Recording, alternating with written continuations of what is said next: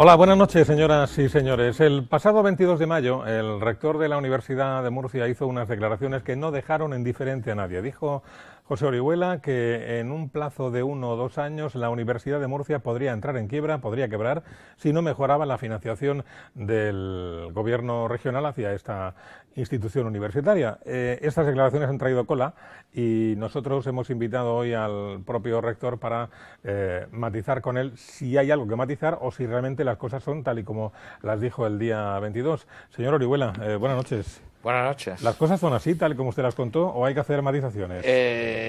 No, las cosas son como yo las dije. No puedo hacer una declaración de esa naturaleza sin que esté claro lo que estoy diciendo. Y además las hice con toda la responsabilidad que eso implica. Por lo tanto, el explicarlas también es una cuestión importante y me parece muy bien que me lo preguntes y te doy las gracias por darme la oportunidad de hacerlo. Esto es algo que no lo he dicho yo solamente. Esto lo dijo el anterior equipo de gobierno, el equipo de Covacho, en el curso 2013-2014. Elaboró un documento que se llama Plan Económico Financiero de la Universidad de Murcia, y en ese documento se analizaba cómo si seguían las cosas igual desde el punto de vista de la financiación que se recibía anualmente, teníamos un cierto remanente, pero aunque ese remanente se iba a gastar y íbamos a estar en una situación de quiebra, porque la tesorería sería negativa en el curso en el año 2016, año 2017, dependiendo de las cosas que vayas haciendo, lógicamente. Pero en cualquier caso, eso es algo que ya se anunció. Lo que ha ocurrido desde que yo tomé posesión hace exactamente un año, un poco más de un año, el 20 de mayo del año pasado, hasta ahora es que las circunstancias no han cambiado. Todos los momentos en los cuales hemos tenido que negociar algo con la Consejería de Educación de este tema, pues la Consejería de Educación, a pesar de haberles presentado este documento, a pesar de haberles hecho las cuentas con todo detalle, a pesar de los pesares, hemos seguido exactamente igual. Y entonces nos acercamos a ese año que ya se dijo en este documento que digo, y que además también ha sido ratificado yo tuve que hacer cuando llegué una auditoría de cómo estaban las cuentas, y Deloitte fue quien la hizo, y Deloitte hace todos los años una auditoría financiera. Y en esta auditoría yo también les pedí que en octubre que adelantaran un poco cuál podía ser la situación en diciembre. Se lo pedí en octubre para precisamente tratar de llevar esos números al Consejo de Gobierno de la comunidad y al Consejero de Educación, y ponerle encima de la mesa un análisis que decía pues que si seguíamos igual pues iba a pasar esto, ¿no? Es decir, que confirmaba que el Plan Económico Financiero elaborado por el grupo de economía en torno a José Antonio Covacho pues se iba a producir. Y efectivamente eso es lo que Deloitte dijo. Yo ese documento lo llevé también, pero la cuestión ha seguido. Esto tiene una historia que para entenderla bien y para entender por qué me veo obligado a hacer esta manifestación, pues tendría que explicárselo un poco detalladamente, ¿no? Uh-huh. Y la historia es la siguiente. Nada más ver que la situación es esa, en un documento de la comunidad hecho por el anterior equipo rectoral, yo cojo el documento y se lo llevo a don Alberto Garre, presidente de la Comunidad Autónoma, y se lo presento junto con otro documento que era relativo a todo lo que había que hacer en el campus de Ciencia de la Salud.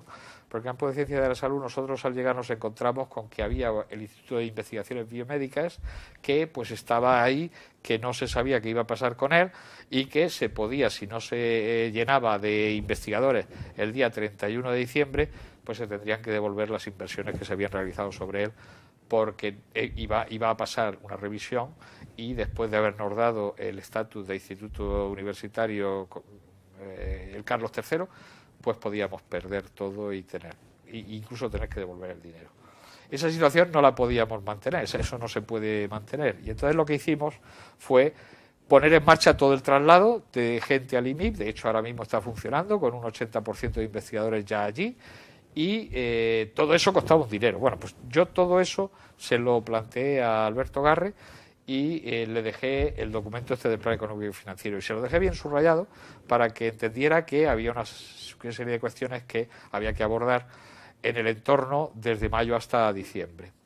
Y eso fue lo que yo esperé que sucediera, ¿no? Pero, sin embargo, luego después, cuando nos fuimos a tratar el tema presupuestario, pues estuvimos detrás de presentar documentos que avalaban que, bueno, las necesidades que teníamos. Y lo hicimos con toda responsabilidad porque incluso llegamos a detallar lo que nosotros llamábamos una financiación basal. Y la financiación basal era simplemente pagar las nóminas, saber lo que pagaban las nóminas. Y las nóminas de todos los trabajadores de la universidad. Todo esto se lo entregamos a la Consejería de Educación, pero la Consejería de Educación no hizo caso de estas cifras y entonces presentó unos presupuestos. En la propuesta de presupuestos de la comunidad autónoma a la Asamblea, pues había unos presupuestos que daban una subvención que no cubría los salarios, pero lo peor no era eso. Lo peor es que no solamente no se cubría los salarios, sino que no dejaban que pagáramos los salarios porque nos imponían un techo de gasto que era igual a la subvención. Y la subvención era menor que los salarios. Es decir, que no me dejaban gastar, yo tengo este remanente del que había al principio, no me dejaban gastar y simplemente me decían techo igual a subvención y menor que los salarios. Yo esa situación la tratamos de que se desbloqueara, fue una situación muy tensa. Yo al final apelé al presidente de nuevo, el presidente de nuevo nos ayudó a que esa situación se desbloqueara y gracias a él conseguí un compromiso que liberaba ese problema en una cosa muy, muy concreta, que no era solamente salarios, nada de lo demás, pero lo liberaba. Ese compromiso, cuando yo exijo que se firme, porque hay que firmarlo y hay que estar seguros de que se puede hacer, pues no se quiere firmar. Y entonces yo me encuentro en una situación otra vez de debilidad, donde ni la Consejería de Hacienda ni el consejero de Educación quieren firmar un documento que diga a lo que se han comprometido. Es algo tan sencillo. Me dicen que sí, pero me dicen que me tengo que fiar de las personas y que esto es un fair play y que esto no debe ser esto, que no me preocupe. Yo tengo una institución detrás, yo debo a esa institución, me debo a esa institución y tengo que asegurar por escrito la cuestión. Me llevaron al límite de tener que, el día antes de la aprobación de los presupuestos en la Asamblea, tener que ir para allá.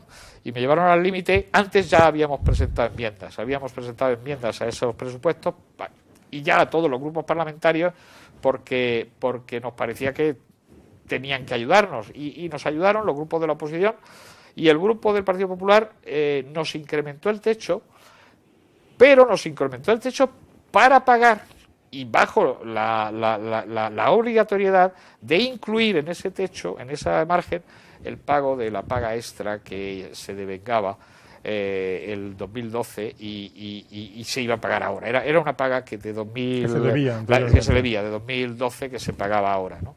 Esos 40 y tantos días que hubo por las cuestiones judiciales, al final todo el Estado al final se pagó esto. Bien. Y nos subieron el techo para pagar esa. Yo eso no lo podía tampoco, porque esa paga prácticamente me volvía otra vez a la misma situación. Y entonces les dije que no podía. Entonces llamé a la Asamblea, le dije que al día siguiente íbamos. Y lo que ocurrió fue que después de una semana de no poder hablar ni con Hacienda ni con el Consejería de Educación, porque simplemente no se ponían, sobre todo Consejería de Educación. Hacienda se puso, pero Consejería de Educación no. ¿Qué pasa? Que enseguida empezaron a llamar. Cuando yo digo voy a la Asamblea a ver cómo se ejecuta esto que hunde a mi universidad, pues enseguida empezaron a negociar. Y yo me tiré una tarde entera negociando hasta las 12 de la noche, incluso a la mañana siguiente, a las 8 de la mañana también estábamos negociando. Y a las 10 era la Asamblea, era el pleno para aprobar los presupuestos. finales de diciembre, y yo a las 9 de la mañana le dije al director general de universidades que no seguíamos negociando porque el papel que me traía era otra vez un papel que contenía argumentos no válidos para mí, y en particular que empezaba diciendo que cerrado el trámite parlamentario vamos a acordar esto. No se ha cerrado el trámite parlamentario, que ahora a las 10 empieza, o sea que yo no voy a consentir que ahora mismo tú me des por cerrado esto, porque hay una enmienda transaccional que se puede hacer y que se puede liberar esto.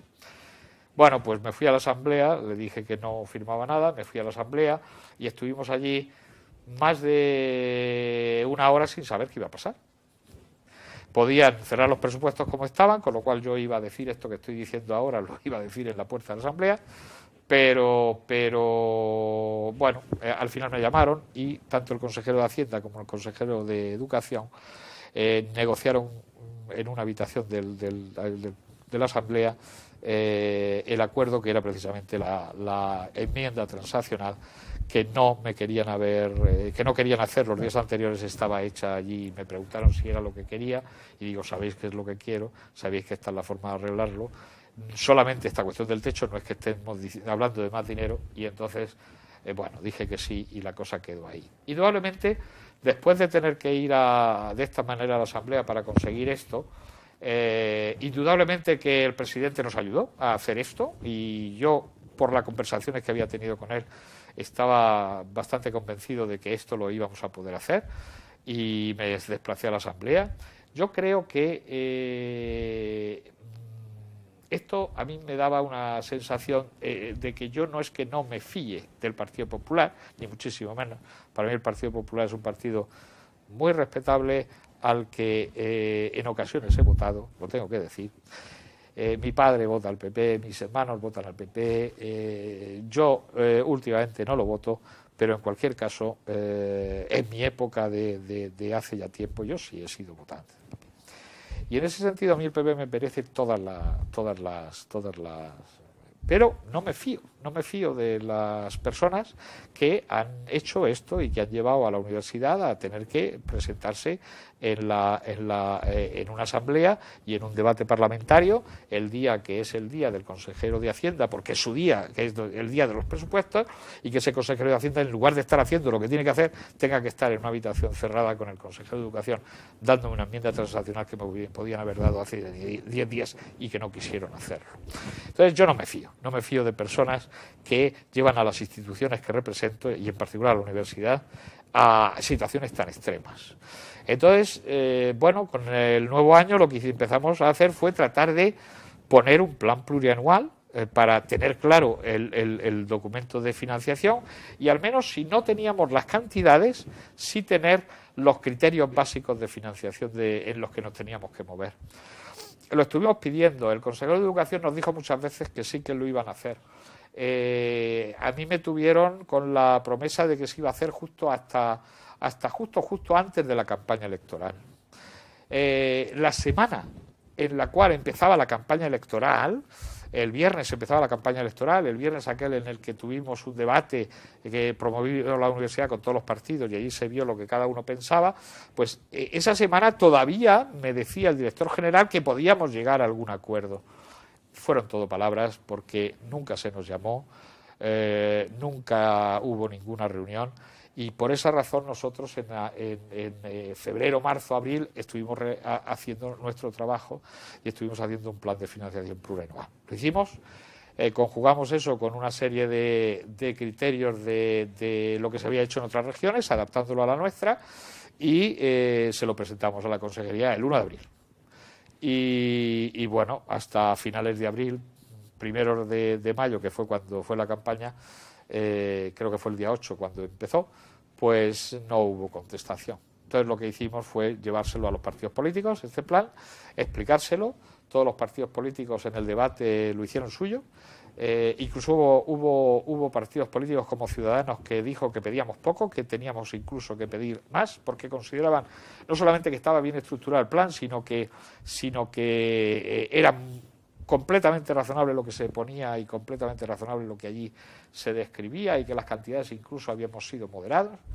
Los demás partidos dijeron que sí, y el único partido que dijo que no fue el Partido Popular. Claramente dijo que la financiación de la universidad estaba bien, que no hacía falta un plan de plurianual porque el mejor plan era el plan que había, que era cada año ir y pedir lo que hubiese, porque las universidades, y en particular la de Murcia, estaba bien financiada y perfectamente saneada gracias a las políticas que se habían llevado hasta ese momento. Bueno, entonces, ante tal descripción del principal partido, que ahora mismo, de hecho, es el que ha ganado las elecciones, ¿no?, y que de alguna manera es el que nos va a gobernar, ¿qué tenía yo que hacer justo después de percibir eso?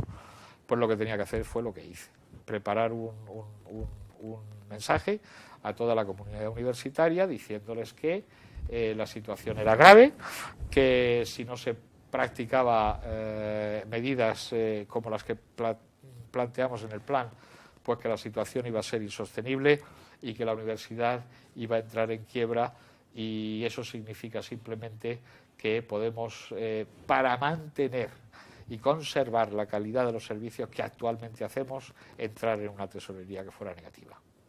Eso fue lo que básicamente dije y lo que básicamente estaba estipulado. Y simplemente estábamos marcando el plan al que llegábamos por ese plan económico-financiero que se había estudiado y que todos los indicadores nos dan a que vamos en ese camino. Es decir, que yo lo tenía que denunciar. Yo no podía dejar que en un debate se dijera tan claramente que estamos bien financiados por un partido mayoritario y creer que es lo contrario. Yo hubiera, en ese momento, no lo hubiera hecho bien. Y además lo hice con la mayor rapidez. Y eso fue el viernes. Yo a la semana siguiente estuve preparando la cuestión para salir en un vídeo, lanzar el vídeo lo antes posible y lanzar el comentario que en definitiva es este del que estamos hablando, ¿no? La Universidad de Murcia, esa es la situación. Si lo explica la verdad usted con todo detalle. La Universidad de Murcia preparó efectivamente un plan plurianual de financiación que no fue respondido, no fue aceptado por el Partido Popular. Dice el consejero de Educación en Funciones que él también impulsó la creación de un grupo de trabajo con representación de la Universidad de Murcia, la Politécnica y la propia consejería, que también ha preparado otro plan plurianual de financiación, que imagino que a lo mejor no es de la satisfacción de la universidad. No, simplemente lo desconozco. Que no lo conoce. Es que no nos han llamado. Es que no ha habido ninguna reunión. Yo empecé, la última vez que vino el consejero de Educación Pedro Antonio Sánchez, la última vez que vino al rectorado fue cuando nosotros hicimos la cesión de más de 2.000 volúmenes de libros a todas las bibliotecas de la comunidad autónoma. Y en ese momento se le preguntó por si iba a hacer el plan, y él dijo que sí.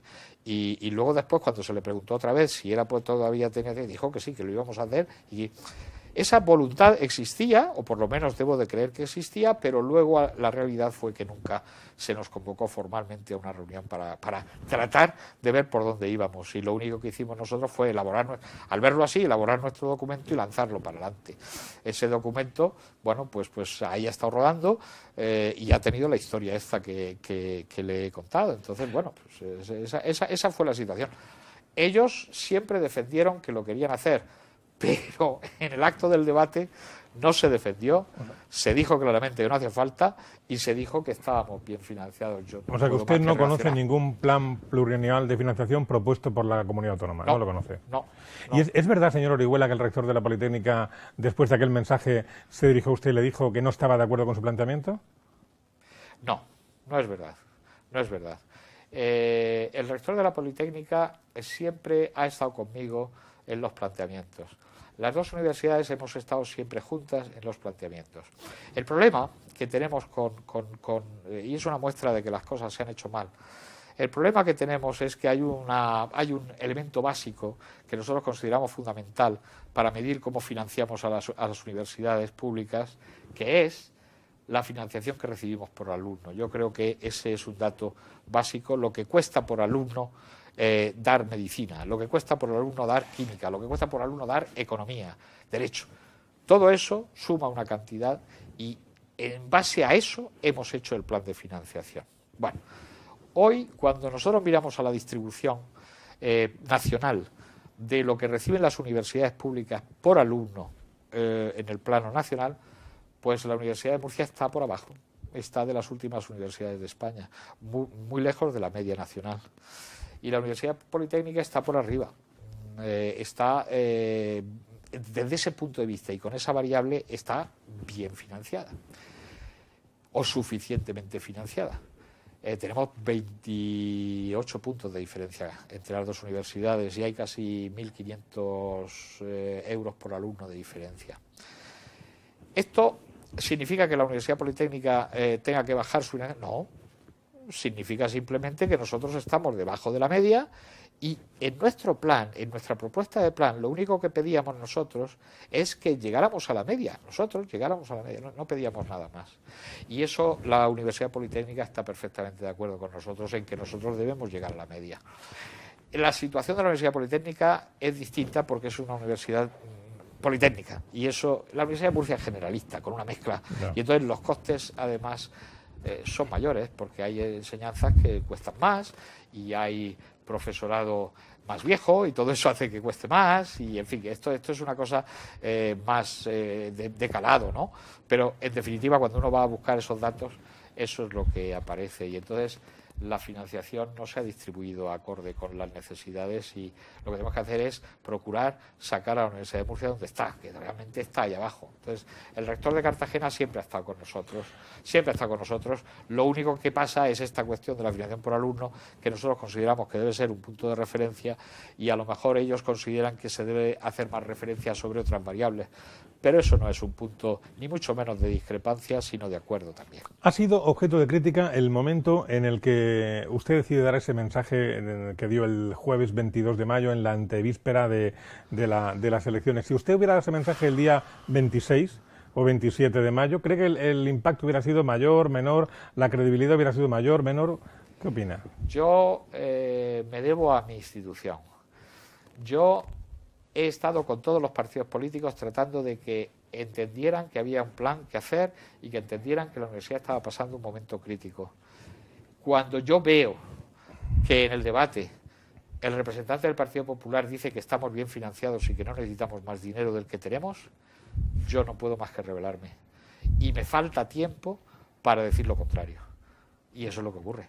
Simplemente los días de campaña y llega un momento en el que yo veo que eso no se revierte y yo tengo que decirlo. Yo no puedo esperar más tiempo a decir qué pasa con todo el trabajo que hemos hecho desde enero hasta mayo con nuestro plan de financiación plurianual, porque no solamente lo hemos hecho, lo hemos discutido con Cartagena, lo hemos enviado a todos los partidos políticos, todos nos han dicho que sí, en un debate se nos dice que no, cuando el propio consejero de Educación, en el momento de presentarle el plan, no se le ocurrió decirnos que no,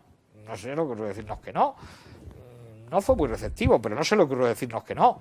Los demás partidos fueron mucho más receptivos, pero en fin, no puedo decir que dijera que no en ese momento. Pero claro, cuando ya oigo aquello yo no puedo más que reaccionar y salir y decir las cosas que he dicho porque está en juego la Universidad de Murcia y yo no puedo jugar con eso. Le hemos oído decir estos días que ha llegado a sentirse amenazado. ¿En qué sentido se refiere usted cuando ha dicho sentirse amenazado? Vamos a ver, este es un tema delicado.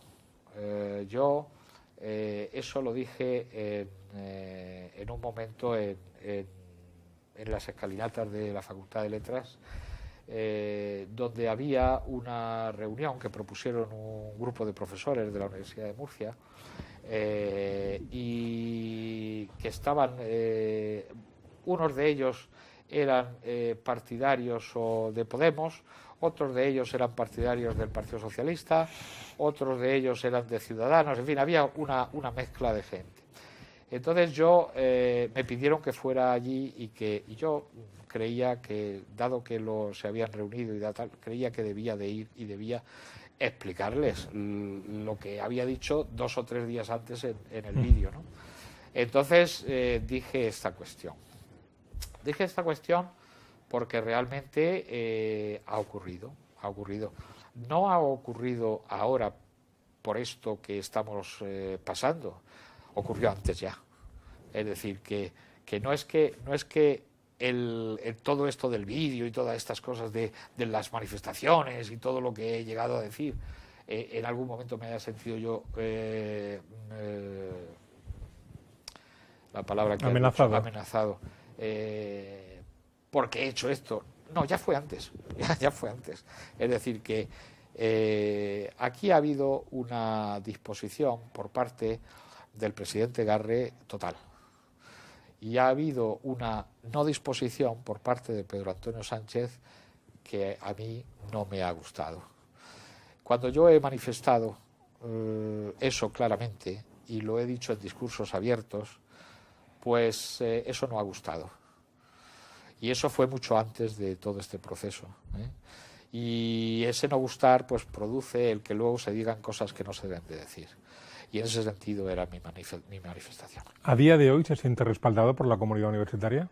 Totalmente. Totalmente. Se siente fuerte, seguro. Sí, totalmente, porque yo esto lo he explicado también. Claro, todo esto lo he tenido que explicar en el Consejo de Gobierno, porque el Consejo de Gobierno es un sitio cerrado donde hay 50 personas y luego después transmiten lo que transmiten. Por eso también muchas veces vienen bien estos programas, porque ayuda a que gente que no tengo acceso de otra manera pues lo pueda oír, ¿no? Me siento totalmente respaldado. Cuando explicamos esto quedó perfectamente claro. De hecho, hemos explicado esto del remanente también, porque el remanente de tesorería se calcula a final de año, que es cuando se puede realmente ver cómo está la situación. Y en ese último remanente, que está cerrado a diciembre, finales de diciembre del año 14, pues hay un remanente de 70 y tantos millones, 73 millones de euros, pero claro, es que eso hay que entenderlo bien. Ese remanente no es dinero en el banco para poder gastar, ni muchísimo menos.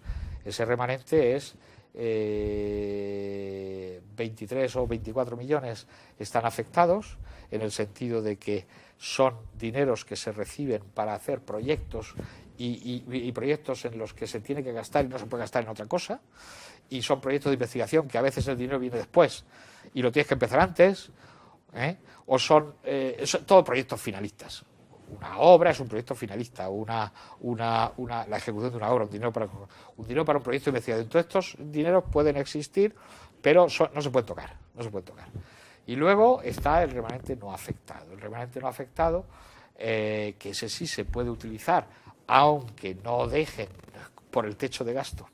Porque el techo de gasto, que antes lo he explicado, ese techo de gasto no se ha subido prácticamente nada, con lo cual seguimos estando ahí en ese encaje y no puedo utilizar para nada ese dinero para pagar al personal, de tal manera que para lo único que lo puedo utilizar es para pagar algunas cosas coyunturales, ¿no?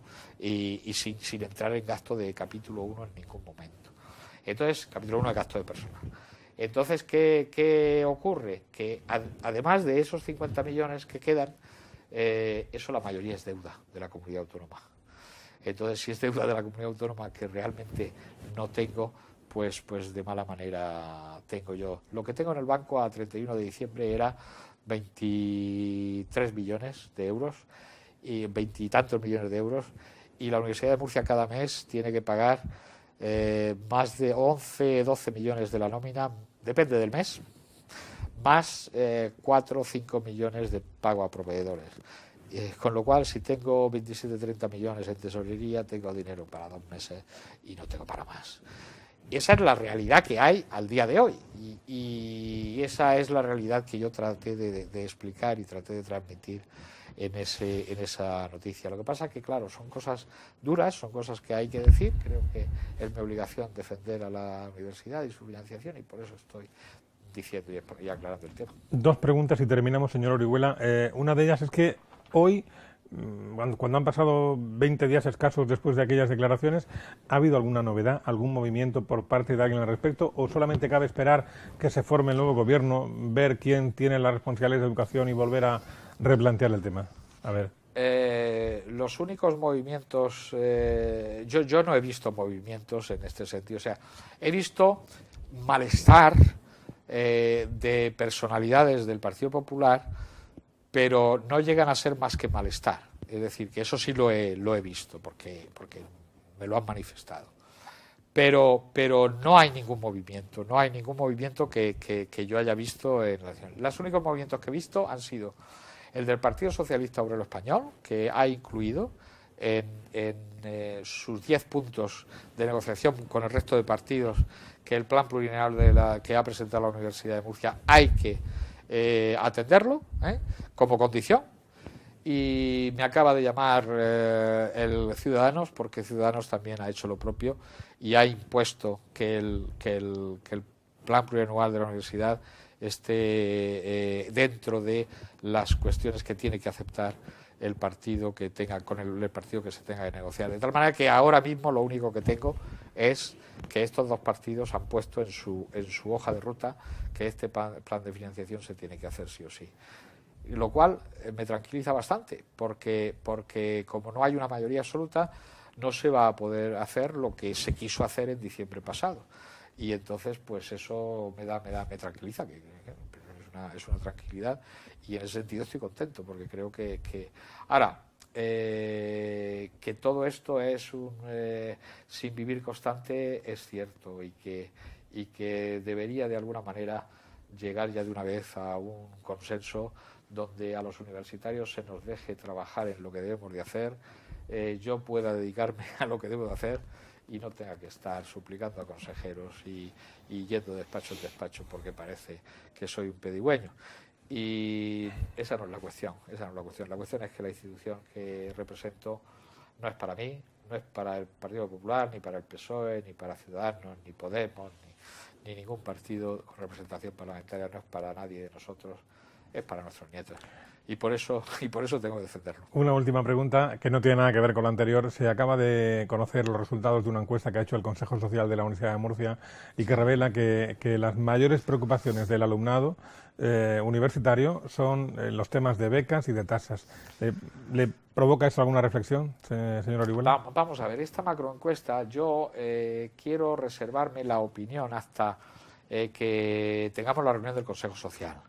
Porque en esa reunión del Consejo Social, que es el órgano que ha propiciado esta es una consulta, ellos llaman consulta, no es una encuesta, llaman consulta. Bueno, de esta consulta o macroconsulta, pues yo creo sinceramente que, bueno, y algo de esto sé, creo sinceramente que las herramientas que se han utilizado no están ajustadas. Por lo tanto, lo que sale de la macroencuesta, de la macroconsulta, yo tengo cierta reticencia a asumir como que es efectivamente una radiografía bien hecha de la universidad o de los problemas, porque la pregunta era, al estudiantado en general se le preguntaba pues cuál es la preocupación que tiene, y entonces se le daban unos ítems y se quería que señalara unos cuantos, cinco que señalara 5 al menos. Entonces de 30 ítems había que señalar al menos 5. Entonces, esto es una cuestión un poco delicada, porque la interpretación, porque un alumno puede estar preocupado por las becas y entonces es claro lo que está diciendo. Está diciendo que necesita la beca y le gustaría que hubieran más becas, ¿no? O está preocupado por las tasas, pues le preocupa efectivamente lo que cuesta y lo que paga, ¿no? Otras cosas que se hacen en la encuesta, le preocupan los contenidos formativos, que también aparecen en los primeros sitios. Pues claro, ¿cómo no le va a preocupar a un alumno el contenido formativo? Pero eso no significa que sea negativo ni la beca, ni la tasa, ni el conocimiento formativo. Significa que le preocupa, sin más. Entonces, yo, este tema de la macroencuesta me gustaría analizarlo en el Consejo Social, porque desde luego sí puedo decir que las becas han disminuido en número y además se han hecho más difíciles de obtener para el alumnado, con lo cual eso es una política que creo que no es buena. Y las tasas en nuestra región se han mantenido en el mínimo que se marcaba, ¿no? De tal manera que no han subido por la ley BER, ¿no? Por la segunda matrícula, tercera matrícula, y han subido bastante, y por el máster. Pero digamos que estamos en la franja menor del Estado, con lo cual poco puede hacer la región para bajar esas cantidades. Pero diciendo esto, y estando preocupado por ello como estoy, porque subieron bastantes con relación a antes de la ley BER, diciendo esto, y hay que matizar esas palabras de preocupación, ¿no? Yo creo que se puede estar preocupado, pero en positivo y en negativo. No. Si hacemos una lectura negativa de estas cosas, pues yo me reservo lo que diré en el Consejo Social, porque las encuestas que yo tengo, ya de muchos años, y publicadas ya, que se pueden mirar en la página del COIE, pues dicen lo contrario. Entonces, ¿qué quiere que diga? Yo tengo, es una macroconsulta ciertamente, pero creo que no ha sido afortunada la fórmula que se ha empleado para hacer, y creo que los resultados, tendríamos que sentarnos entre todos a tratar de ver que efectivamente qué se puede hacer para mejorar, pero no pensar que esa macroconsulta implica que todo aquello es como las del CIS. ¿Qué le preocupa al español? El paro, el terrorismo. No, esto no es lo mismo, ¿eh? Esto no se ha hecho igual. Señor Orihuela, José Orihuela, rector de la Universidad de Murcia, con independencia de que la razón le asista o no, que eso no es cosa mía ahora decidir si la razón le asiste o no, lo que sí le agradecemos es la claridad meridiana con la que usted se expresa, porque a veces, a menudo, muy a menudo, estamos cansados de declaraciones políticamente correctas que tratan de maquillar y de disfrazar lo que luego no se quiere decir y que parezca que se ha dicho lo que no se ha dicho, y por lo menos a usted, cuando ha hablado, le asista o no la razón, que eso ya pues se discutirá, se negociará o se hablará, pero se expresa con una claridad que se le entiende, y eso en estos tiempos que corren de transparencia y todo eso es muy de agradecer, y también le agradecemos que haya estado hoy con nosotros. Yo soy un científico en matemáticas, o uno es claro o simplemente no entra, ni es capaz de dar una conferencia, entonces yo estoy acostumbrado a ser muy claro. Muy amable, muchas gracias. A ustedes también, les agradecemos que nos hayan acompañado y nos encontramos el próximo día aquí en Primera Línea. Muy buenas noches.